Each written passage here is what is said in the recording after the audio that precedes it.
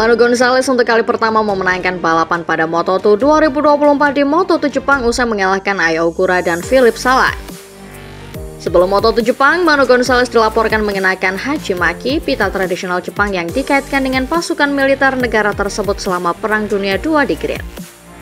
Dikutip dari Motosan, kendati di Jepang tindakan Manu itu dianggap sebagai bentuk penghormatan, namun bagi negara-negara Asia lain termasuk Cina, mengenakan hachimaki sama dengan mengenang masa penindasan. Manu Gonzalez juga merupakan satu-satunya pembalap yang memiliki sponsor dari Cina sehingga tindakannya sangat tidak relevan. Kyuji Motor diklaim menyadari tindakan Manu Gonzalez tidak disengaja. Akan tetapi mereka tetap meminta Gresini mengambil tindakan. Menurut Kyuji Motor, perilaku Gonzalez melukai perasaan pembalap dan orang-orang Cina.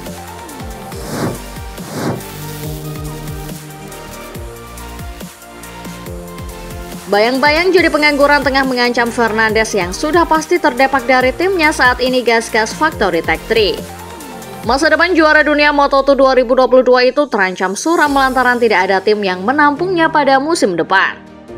Jajaran line-up MotoGP 2025 sudah dirilis, dan semua tim telah komplit menyusun kekuatan pembalap mereka. Dan di antara semua tim yang akan mentas di kelas Premier musim depan, tak ada nama Augusto Fernandes. Pembalap yang awalnya digadang-gadang jadi aset masa depan KTM itu telah terjun bebas jadi rider yang tidak menarik bagi tim manapun. KTM lebih kepincut dengan Pedro Acosta, pembalap 20 tahun yang menunjukkan potensi besar di musim debutnya tahun ini dengan sejumlah raihan podium.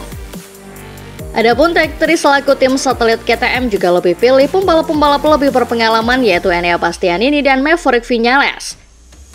Sangat kontras dengan performa Augusto Fernandes yang belum juga mengecap podium apalagi kemenangan. 2 musim berkarir di kelas para raja membuat KTM merasa cukup memberikan kesempatan bagi Fernandes. Trennya yang menurun dibanding musim debutnya tahun lalu memperparah situasinya saat ini. Tim lain lebih pilih menunjuk debutan lain di mana Ai Ogura dan Somkia Chantra akan naik kelas utama tahun depan, masing-masing di Trackhouse Aprilia dan LCR Honda.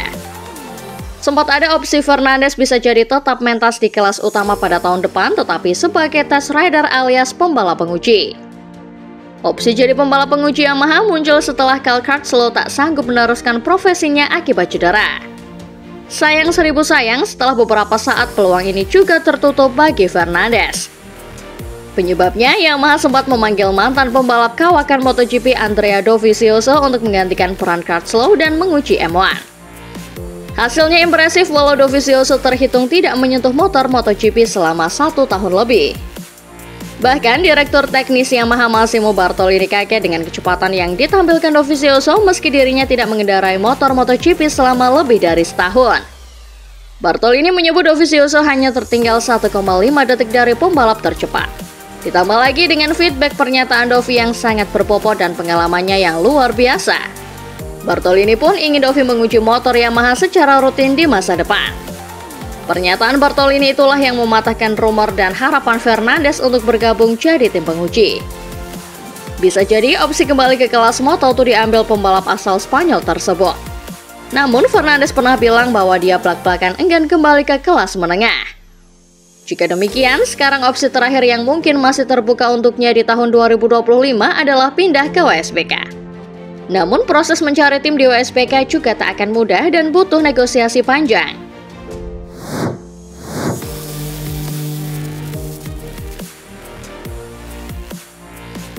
Sisa 4 race MotoGP 2024, kabar buruk mewarnai nasib Fabio Di Giannantonio selaku pembalap besutan tim Valentino Rossi jelang balapan di Australia.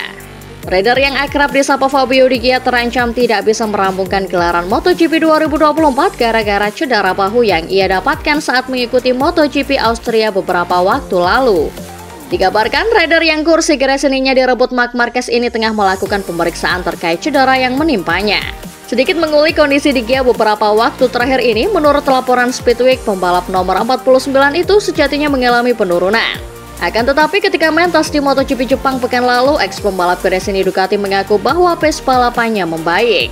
Hanya saja memang dia menuturkan tetap memiliki risiko tinggi gara-gara cedera yang menimpa bahu kirinya. Terkait cedera yang ia alami, Di Gia dikabarkan menunda untuk melakukan operasi karena membutuhkan waktu pemulihan selama beberapa bulan. Imbasnya, Di Gia bisa saja melewatkan sisa race MotoGP 2024 gara-gara dia harus fokus pada pemulihan pasca operasi. Hanya saja dia memilih menunda dan informasi terbaru Di Gia memutuskan untuk menjalani pemeriksaan di Italia.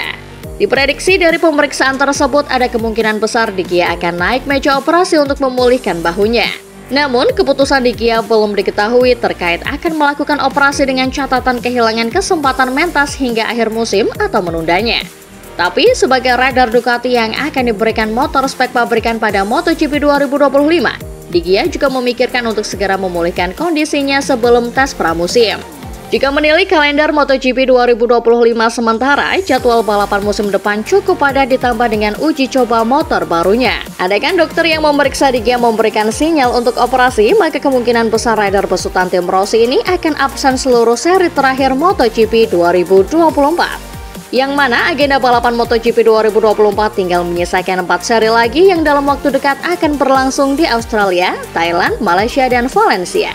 Pertaruhan nasib Di Gia masih tanda tanya terkait sang rider akan lanjut balapan atau memilih untuk mengakhiri musim lebih cepat.